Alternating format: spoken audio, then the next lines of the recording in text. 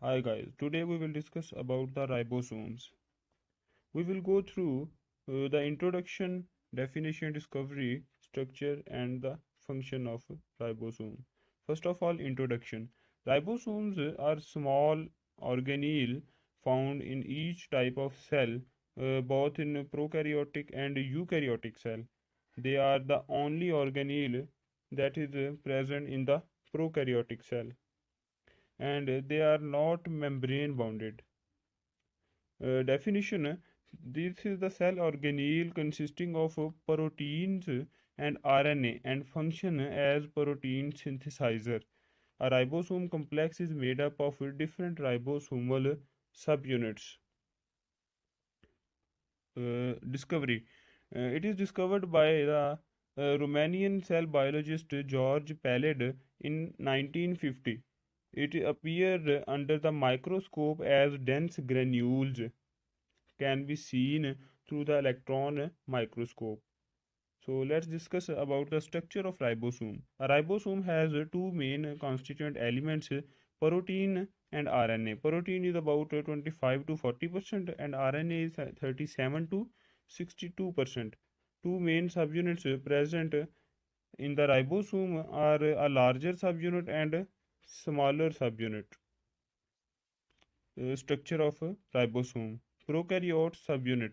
A larger subunit is equal to 50s and smaller subunit is of 30s. And total ribosomal complex is of 70s. Structure. Eukaryotic subunit. In the eukaryotic cell, larger subunit is about 60s and smaller subunit is of 40s and total ribosomal complex is of 80s. Eukaryotic cell has almost 78 proteins. So the ribosome source E. coli whole ribosome is of 70s and small subunit is 30s and 16s RNA and 21 proteins. And in the large subunit 50s and 23s and 5s RNAs and 31 proteins.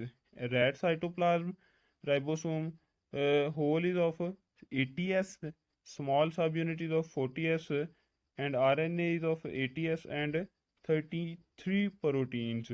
Six, in the large subunit 60s, 28s, 5.8s, and 5s RNAs and the 49 proteins.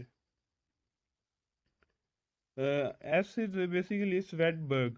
It is the centrifugal unit depending on the density of the object. It determines that how quickly they sink to the depth when they are centrifuged. Quantity of a ribosome vary depend on type of cell. Bacteria have about 20,000 ribosome and yeast cell have about 2 lakh ribosomes. Quantity depend upon the physiological ability of the cell to produce the protein. Larger subunit. Larger subunit of a ribosome consists of two RNA strands. A longer and a shorter strand wrap upon each other, and strands are dotted with the protein coats. Protein often glue RNA strand in the characteristic shape. Smaller subunit. In the smaller subunit of a ribosome, it consists of a single RNA strand and it also covered with a protein coat. Smaller subunit, though smaller than the larger subunit and is quite enormous than the normal proteins. Location of ribosome. Ribosomes can be found either in the dispersed freely in the cytosol or attached to the surface of endoplasmic reticulum. So, on the basis of location, ribosomes are divided into two types: free ribosome and bounded ribosome. Free ribosomes are available in the are present in the cytosol, or bounded ribosomes are attached with the endoplasmic reticulum, that is known as rough endoplasmic reticulum. Free ribosomes. These ribosomes are found freely dispersed in the cytosol. They are involved in the synthesis of protein that work inside the cytosol. They vary in number depending upon the functionality of the cell types and its need to synthesize the proteins.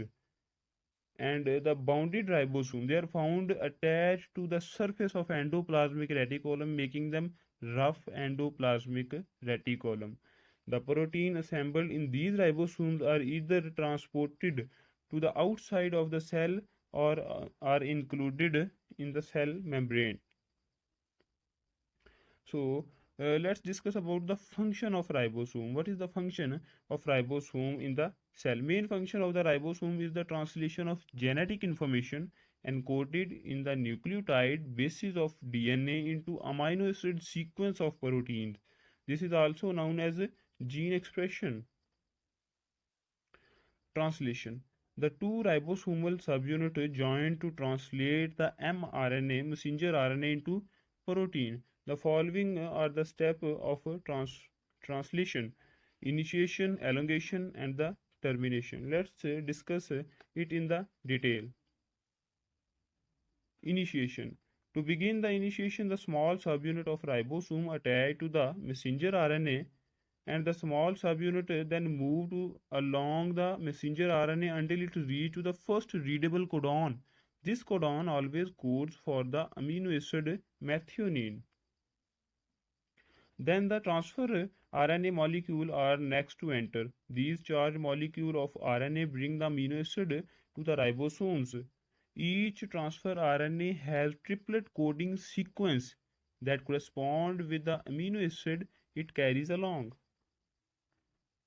And then a triplet sequence of transfer RNA is complementary to the triplet codon sequence in the messenger RNA.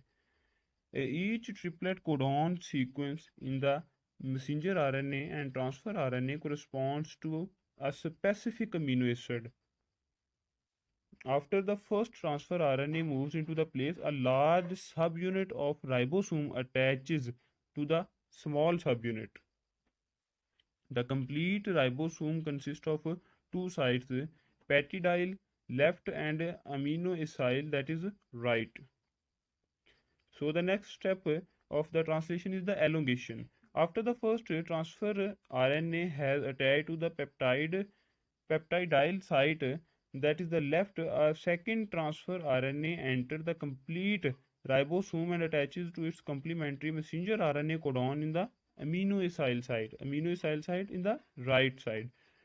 So with the two transfer RNA in the place, amino acid from peptidyl transfer RNA moves and attaches to the transfer RNA in the amino acyl site.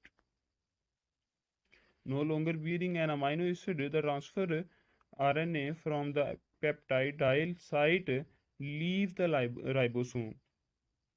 The ribosome then move along the strand of messenger RNA, a new transfer RNA, and based upon the triplet coding sequence of the messenger RNA fills the new amino acyl site. Again, the growing peptide chain of amino acids is transferred from peptidyl transfer RNA to the amino acid of the transfer RNA in the amino acyl site. And then the ribosome moves along the messenger RNA again and another charged with its amino acid transfer RNA fills the amino acyl site. And then the growing peptide chain is again transferred from the peptidyl transfer RNA to the amino acid attached to the transfer RNA in the amino acyl site. This process of the peptide synthesis continues as the ribosome move along the messenger RNA and the future protein grows longer and longer. So the last step of the translation is the termination. Transfer RNA exists that recognizes no transfer RNA exists that recognizes the triplet sequence in the messenger RNA known as stop codon. Instead, a release factor enter the ribosome. The release factor interfere with the peptide elongation and the ribosome moves no further. And then the peptide chain is released from the transfer RNA and leaves the ribosome. With the peptide chain gone, the ribosome dissociate into its individual large and small subunit. And then the protein synthesis is now completed. The peptide chain is ready to act as a protein or combined with other chains to form large polypeptide proteins.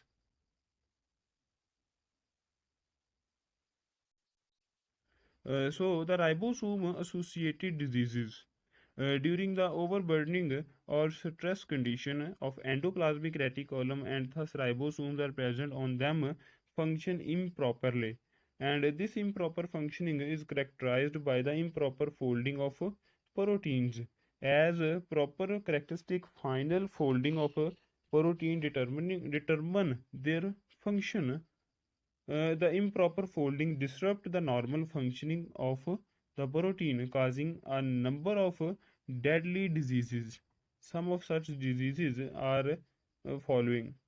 These include diabetes, cystic fibrosis, neurodegenerative disorders, and their conformational disorders. So, this is all about the ribosomes. If you have any question, you can ask in the comment box. Thank you.